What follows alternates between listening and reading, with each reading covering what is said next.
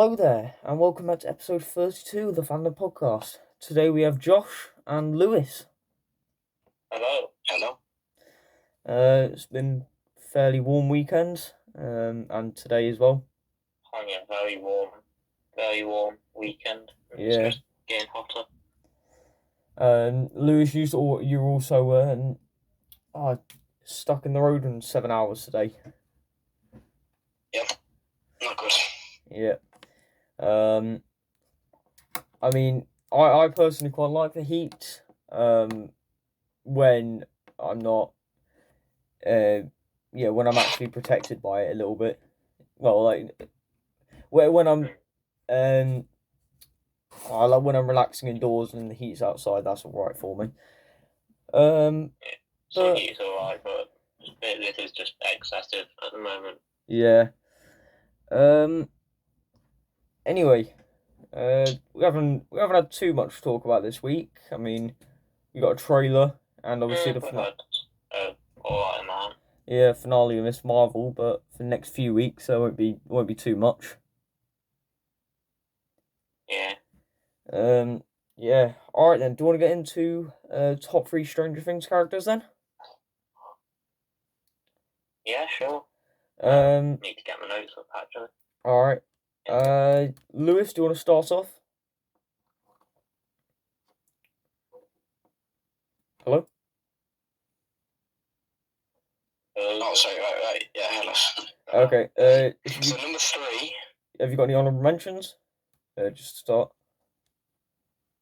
To be honest, not really. I just have like these top 3 who stand out the most. Fair enough. All right. So number 3, I've got here. I have Eddie Munson.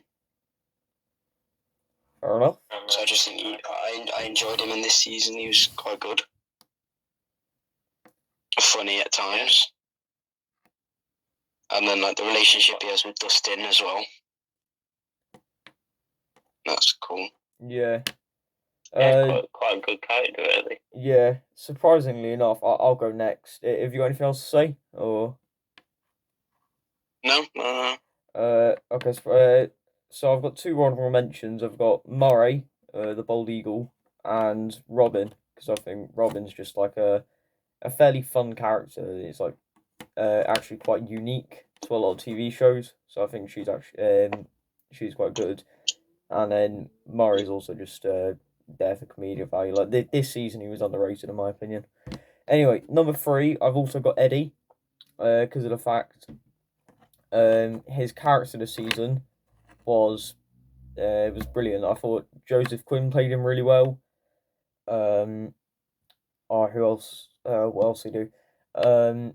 He also had some very cool moments. Very funny as well. Like when he was shouting on the. I think he was shouting on the phone once. He was like, "This is music." Yeah, he's. Yeah. Yeah, but he's. I think he's been the backbone of this season. Like, out of all new characters released of all time, I think he's very good. He's probably the best one, and he's had the best arc as well, compared to other characters. Like it takes one season, but he's already had more progression than a lot of characters we've seen. So, yeah, that's Eddie. Yeah, he's definitely a fan favourite character, isn't he? Yeah, and got loads of people online that love Eddie. Yeah. And because it was sad to see him go as well, and like there's been a lot of sadness, so that means he's obviously done good. Yeah. And won the hearts of fan base. Yeah, I think Joseph Quinn played him very well as well. So he's definitely very good. And I mean, I've seen a couple theories. He is coming back.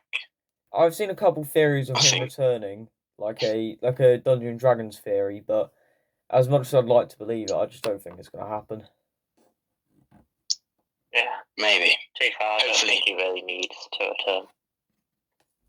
We can at least hope. Come on. We can hope, but it'd be cool to see him back and just like blast out maybe one more song and sacrifice himself again in season 5. But you know, I just the chances of that happening are so low, so I'm not going to set my heart on it. Yeah. Yeah. Josh, your number 3?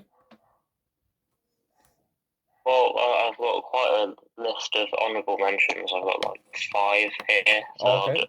I won't go into too much detail. I'll just list them off. Strange Things has got a lot of good characters, to be fair. I've got Max, Robin, Eddie, Alexi from season 3. He's cool. Yeah. And Will. Fair enough. But my number 3 is Hopper. I just think he's just such a likeable character. He's got, he's a very fun character. He can have some very emotional moments at times, but he's just very funny, very sarcastic. Character you can kind of relate to because it's just quite lazy and grumpy at times. I mean, Hopper's it's just a very fun character. Again, probably a fan favourite. And David Harbour plays him very well. I mean, yeah, it's been through a lot of stuff, I've got to say. But somehow he's still a funny character. So yeah, was my number 3. All right then, Lewis, your number 2. My number 2, I'd probably go. I've got Steve Harrington written down here, so I think I'm going to say that. Okay. I mean, obviously, I don't really need to explain why he's the favourite. He sort of carried most of the seasons. He was obviously a bit more quiet in the new season, but I just like the character and he's funny and everything. So. Yeah. I mean, I can help you out with them points, Lewis, because I think we may or may not have the same list, because my number 2 is also Steve. Yeah, I mean, I think what really liked this character was season 3, when it's him, Dustin, Robin, and Erica sneaking into a Russian base. I think the chemistry between him and Dustin there was it worked perfectly. And Steve has definitely had the best arc. I mean, in this season as well. He starts off how he regularly is, and he explains like now that we've got a little bit like a love triangle between him, Nancy, and Jonathan. Yeah, he's definitely had the best arc throughout the whole show. I think that is probably agreeable, and how his character changed so quickly. Like in the start of Stranger Things season 1, everybody hated him because beat up Jonathan, but now he's just literally like likable guy who changed his ways and has also had some very funny moments down the line as well. So that's why Steve is number 2 for me. He's another fan favourite, I think, as well. Yeah, basically everybody's a fan favourite except I hope Mike and Barb. Yeah, I don't think anyone really cares about those 2. Oh, probably people care about Mike, but like Barb, if you care about Barb, then you got something wrong with you. I'm not sure people even care about Mike, to be fair. I hope not. He's a boring character. I think Mike was definitely best in season 1 because I think that's where he convinced them all to let Eleven in. But other than that, he's just seasons 1 and 2, he was quite an interesting character. Yeah, but season 3 he just kind of got annoying. Yeah, he started praising Elle and stuff like that. Elle was all of a sudden the god, and like I swear to God, he doesn't even talk to Dustin and stuff anymore. And like it's only Elle for him, and maybe a little bit of Will somewhere. But other than that, yeah. But we're talking about favourite characters here. That's the only thing. Yeah. No, yeah. So it's just that's the only thing with the newer seasons is Dustin's sort of like gone to Steve and Robin and Erica, and it's just the 5. Was it 5? The 4 original. I've now sort of. Yeah, they've now split off. Elle and Dustin have swapped places. Yeah. And then Dustin swapped. Yeah. They have said, though, that in season 5 they're going to put lots of the original groupings back together. Yeah. So that should be good to see. I did see that, to be fair. So I expect Steve, Jonathan, and Nancy, the 4 plus 11. I know, probably 11 and Hopper, and then the main 4. And then whatever happens to the rest of them, I don't know.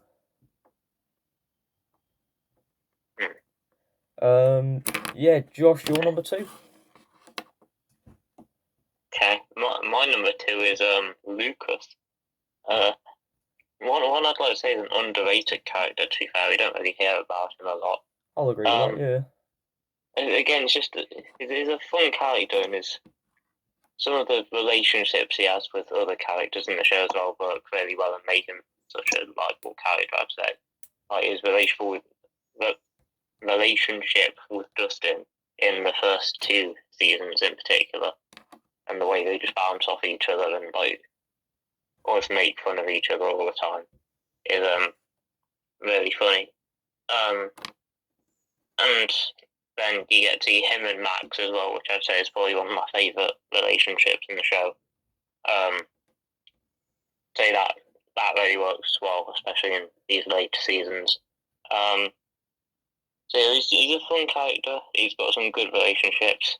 I mean, he makes for some great moments throughout the show and some great storylines. And I mean, he just played really well by the actor as well. And I mean, I think the bit where Max kind of died in the season 4 finale, and he's there kind of grieving over her body, that was probably one of the most emotional moments for me. And I thought he acted that out really well. Max's like last words, they weren't even emotional. It was the way Lucas was reacting that was sad, in my opinion. Yeah, I'll agree with that. Actually, Yeah. I think it was more Lucas actually making a sad part. So, prop to the actor there. So yeah, he's on number 2 on my list. Yeah, all right, Lewis, number 1. I'm guessing I know who it will be. Mine's Hopper. Oh, okay, bit different then. Okay, yeah. I liked him especially in season 4. I don't know why. He just seems a lot more like he's just a lot cooler. He's very cool in the new season. Yeah. Like, obviously, the shaved head makes him look cool. He killed a Demogorgon with a sword. That was a cool scene, yeah. I'd say that was one of the coolest moments out of Stranger Things so far, I'd like to say. And then his relationship with Joyce as well, that's alright, I guess. And then I've just always liked him throughout the seasons, you know, because like his harshness, but then also kindness. Yeah. And then obviously season 4, with him being an absolute Sigma, has just topped it off. Yeah, okay. I definitely agree with I that. can definitely see that. Yeah. I mean, I haven't got him in my top 3, but I like all Stranger Things characters. Like I said, except for Mike and Bob. Yeah. All right. My number 1 is Dustin from. Well, just Dustin. Why? He's probably been the most solid character from season 1 to season 4. Like he's always had.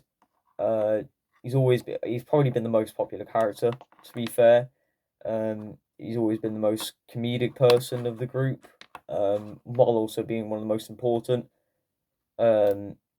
Is some of his main comedy scenes, like season 3, when he does Never Ending Story with his girlfriend Susie. But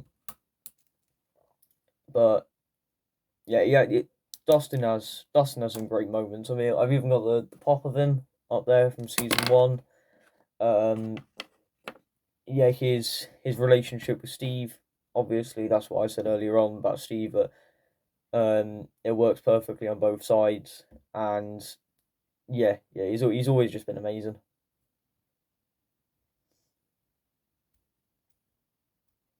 Yeah. Yeah.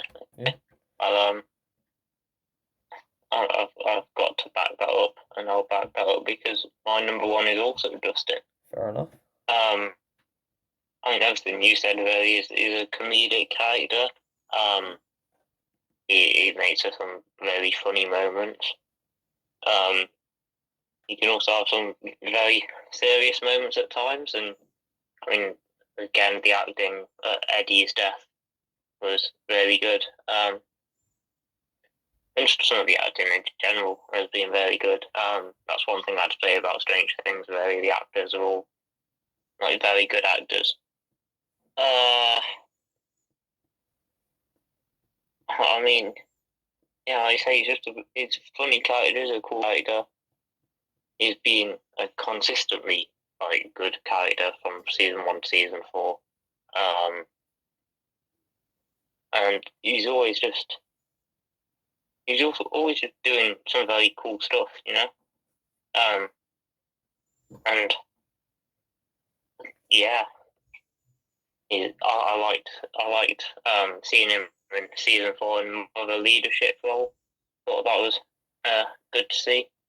So yeah, Dustin's my number one. Yeah, so that tops off our top 3 Stranger Things characters. Lewis, I know you were only able to do this part, so yeah, see you in a bit. Yeah. Goodbye. Goodbye. Goodbye, Lewis. Goodbye. There we go. That leaves just us two now. So, yes, we got a trailer this week, Rings of Power trailer. Do you want me to start off with this one, assuming as I know a bit more about Lord of the Rings. Right. So, what did I see from this trailer? I saw. That was definitely. It seemed like it was setting up a lot of like the main characters of this. I can't exactly tell much about the story so far, but I'm guessing they'll figure something out. Yeah, I think by some of the previous trailers as well, it looks like we're gonna get plenty of cameos. Like we saw Gollum before.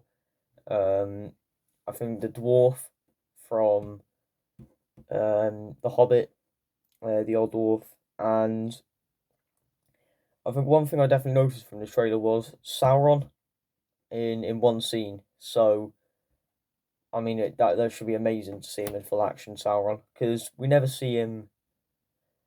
We never saw him for that long in like full figure Sauron. Just like we get to see the whole thing. Yeah. The whole thing of him in action. We just see his big eye. Yeah. Normally. But now that we finally we'll be able to see the big villain himself. Like hopefully he just comes out with like some, I don't know, in some battle, and it should be amazing to be honest. I'm also I'm also really backing Amazon for this one because I said to myself ages ago, oh, you know, Lord of the Rings is good. Amazon could probably do something to do with Lord of the Rings, some kind of spin off, and hopefully it goes all right. I trust Amazon in this because, you know, they've got shows like The Boys and Game of Thrones that have Game of Thrones HBO, God's sake. Yeah, wow. No, The Boys and the Vikings and shows like that, they've all done very well. So I trust Amazon in this one to do very well. And the fact they also have 5 seasons planned of it.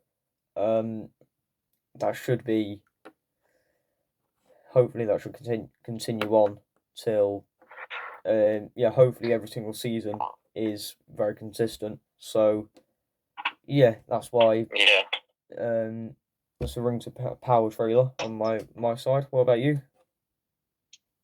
Yeah, I mean, like I say, it looks like it should do well because Amazon have been doing very well with shows recently, and like I say, on top of that, they've got all 5 seasons planned out, so it sounds like they've got a good plan. not going to be like the Star Wars sequels where it's changing. Just like they're changing their mind on where they want to go every 5 seconds. I know, and they have issues with the actors. I think this one they have a full on set plan and they want to commemorate J.R.R. Tolkien. Yeah. I think it's J.R. Tolkien. But yeah, anyway, they want to commemorate him, what he does. They want to recapture what he did with like Lord of the Rings and stuff. Yeah. I don't know too much about Lord of the Rings. I've seen all the films, but to do with like the lore and like the world building around it, I'm not fully like sure on all the goings on, because I know it's a very complicated lore that they've got. But yeah, like you say, this trailer looks at the main characters, which is good to see. Because, I mean, from previous looks, we just kind of saw random shots from what I can remember. So it was good to see a more focused trailer that showed us a bit more focus on the actual story. And yeah, it's looking to be good. Like I say, it should have some cool cameos, some good appearances. I've not really seen any Amazon original series so far. I'm literally, in fact, Prime, I've been trying to download it on my laptop for the past couple of days, and it literally just downloaded this evening. So that's working out well. So I know I'm going to try and watch The Boys, I think. Hopefully we get a review of that soon. What's that, sorry? Hopefully you can finish that shop soon, so we can get a review by maybe hopefully the end of the summer, something like that. Yeah. But I mean, yeah, it's looking to be a good series. And I said it would be the trailer, I think, but it would be interesting to see more from Lord of the Rings. Really, it's an interesting franchise. Yeah. Have you got anything else to say on that? I don't think so. All right then. So, what's your predicted rating for Lord of the Rings: Rings of Power? I've gone for an 8.5 out of 10 at the moment. Okay. I've gone for an 8 out of 10. So, yeah. Okay then, and final point of discussion. We have the finale of Miss Marvel. You can start off if you want.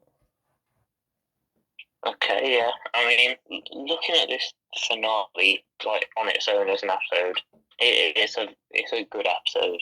It's definitely the best of the series so far. I mean, it just takes everything that's been good about the show and puts it into an episode to make an actual like good episode that's enjoyable and just really works. I mean, it's got the perfect mix, I'd say, of the superhero genre and the coming of age. The fight scene in the school, where she's all with her friends, and you know they're using like fire extinguishers and elephant toothpaste experiment and stuff. And the softballs to fight off damage control. I thought that was a very fun scene and a really interesting one to see.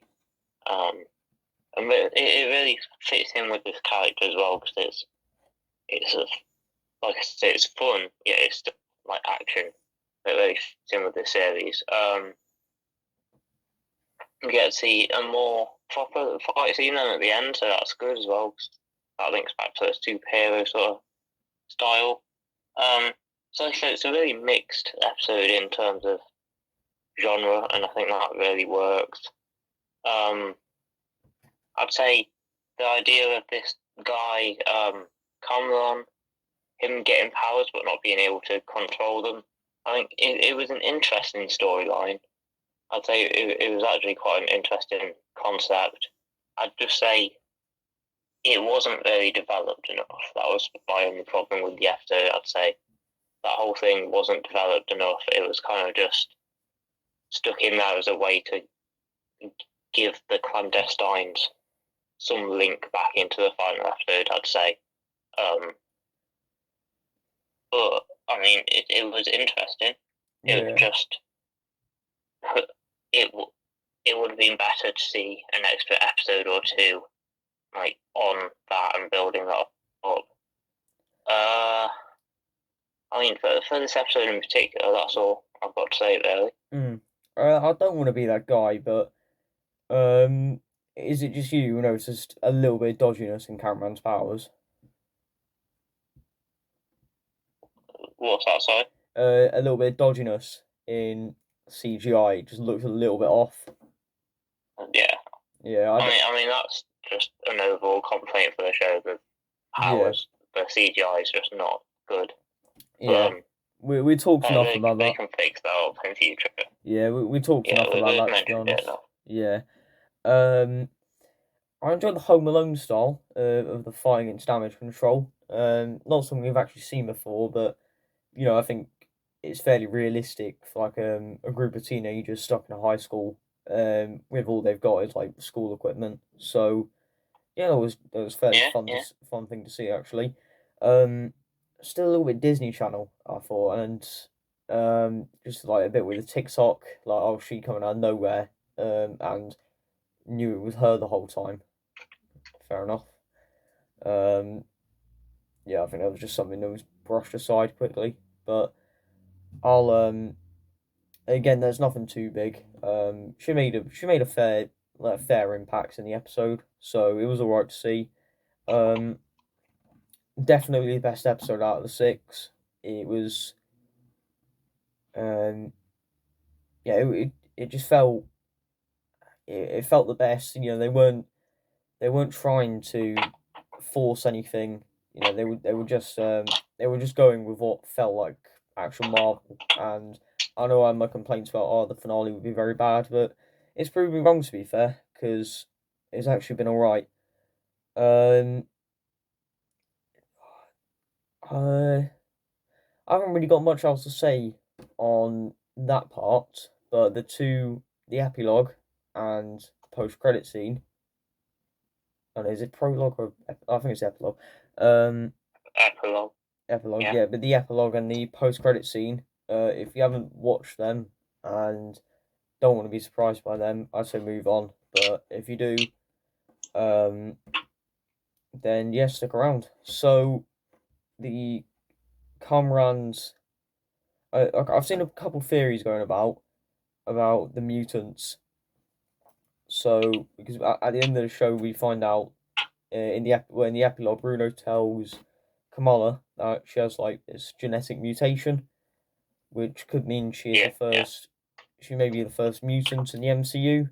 I mean, they'll introduce Charles Xavier and stuff, but I think there's just slowly hinting towards X-Men. We may get something the Marvels about it.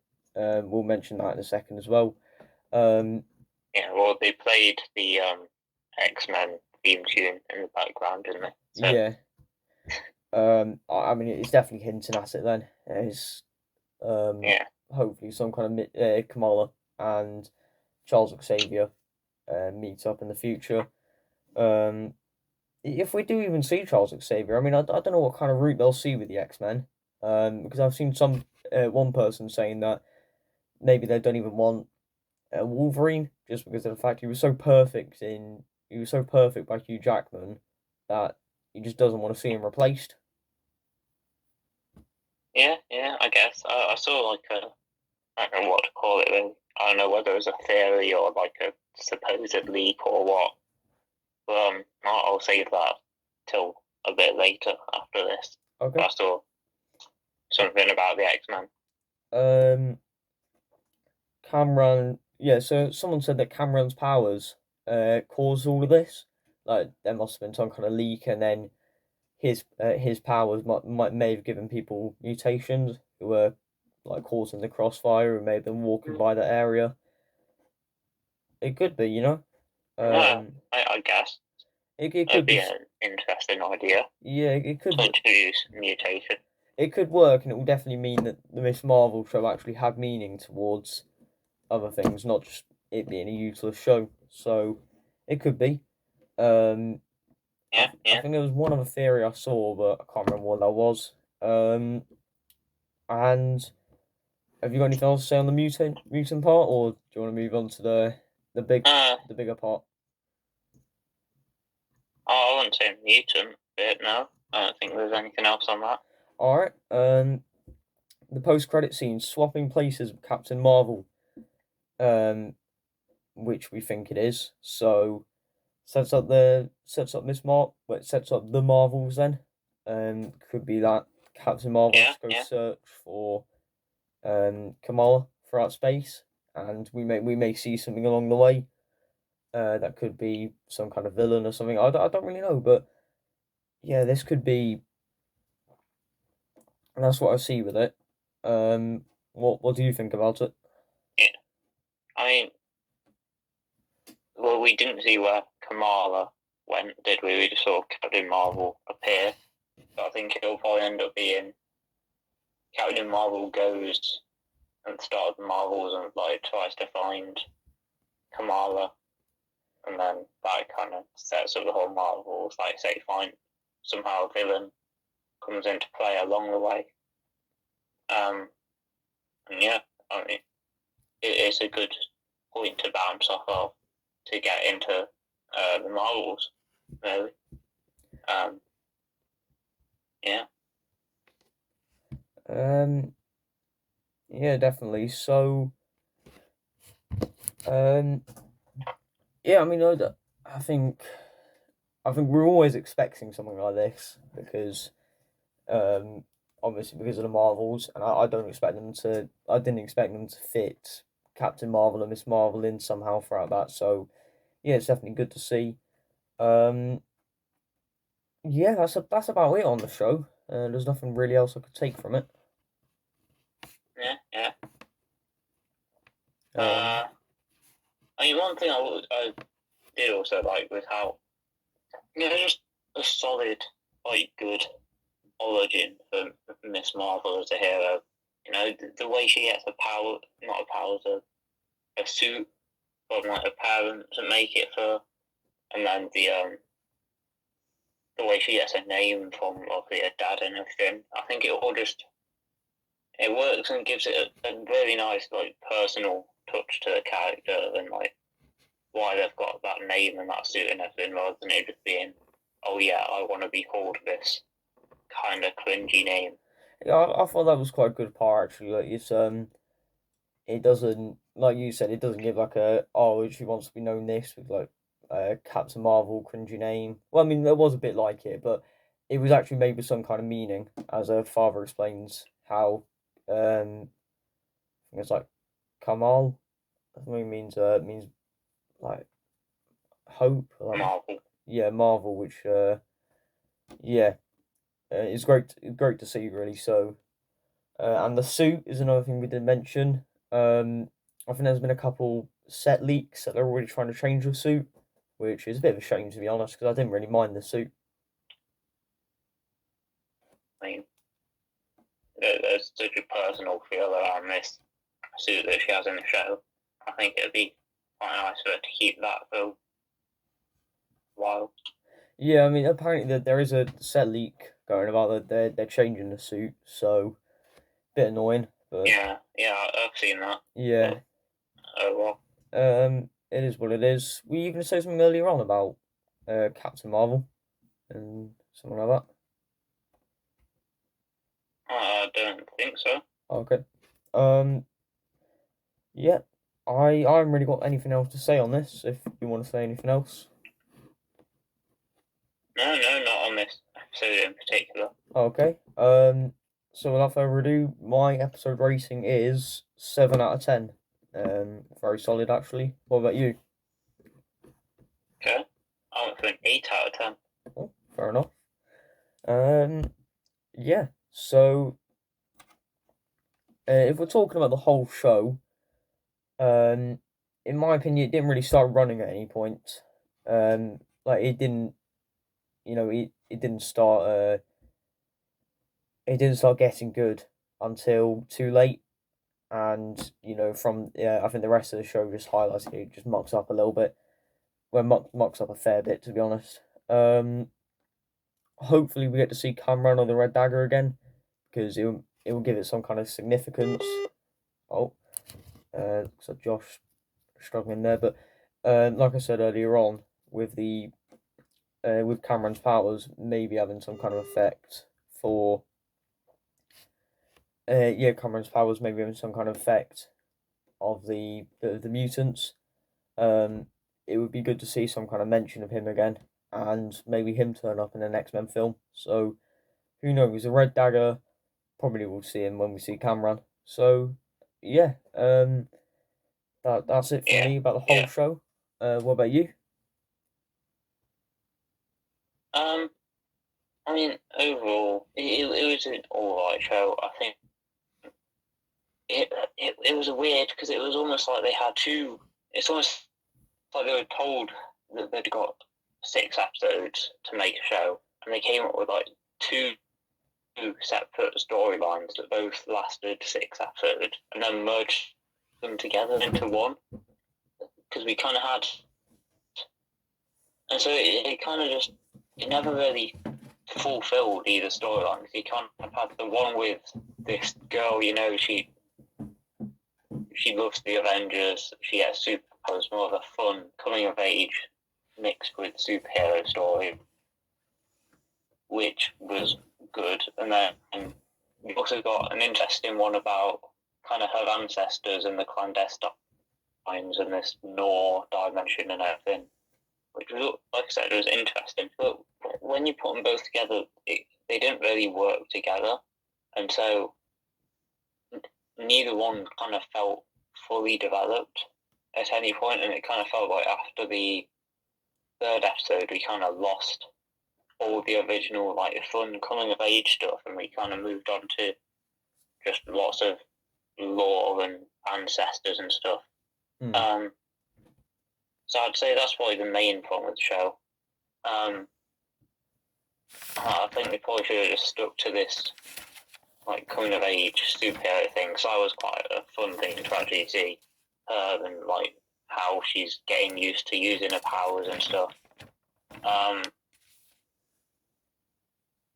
So yeah, it kind of just felt like they tried to just mix 2 things together, and it kind of didn't work that well. But overall, it did have its good moments. It did have its bad moments as well. I think episode 5 was definitely a massive, quite a big disappointment anyway. But I mean, yeah, it was still quite a fun show, I'd say. It's probably one of the worst Marvel shows so far. But I've still gone for 7 out of 10 overall. I've gone for a 5 out of 10 overall. Just very weak in half of it, and some parts are also very good. So, yeah. Have you got any lit to talk about? I did have one bit with the X-Men. Like I said, I don't know whether it's like a rumor or like a theory or what. But I thought something where they might be casting Giancarlo Esposito, who plays Moff Gideon in The Mandalorian. You got me interested. To play Professor X. Which would be a very interesting casting, I thought. As much as I like Giancarlo Esposito, I just don't think everywhere I've seen him, he's always like a cunning kind of villain. Like not meant to be there with strength, but he's always just like a bit on backlines and can get involved when he needs to. Yeah. So with this casting, if it works, it works, but for now I can't really see them two working. But I'd love to see Giancarlo Esposito in any role in the MCU. Yeah, that's probably how I'd feel about it. I'm not sure how well Professor X as a role would work, but I would very much like to see him in the MCU. Yeah. And I know the San Diego Comic-Con is coming up in about a week. In fact, it might be, I think it's this weekend. So hopefully we get some more news about an X-Men project or something there. I've heard we might get more news about Fantastic Four. Yeah. So that should be interesting. You are right. It is this weekend. Yeah, so I believe it's the 23rd when Marvel have their panel. That should be good. That's Saturday. But yeah, I think San Diego Comic Con. I also like to see a little bit more information on Ghost Rider. Probably we won't get it, but just maybe something because of the fact we haven't even received any. Like we could, I think Ryan Gosling said he would like to play. He'd like to play Ghost Rider. There's also been heavy links between Keanu Reeves and Norman Reedus, I think it is, or something like that, from The Walking Dead. I'd like to see any of them three do it. To be fair, I think they can all work, but I'd like to see some kind of information on that, and potentially,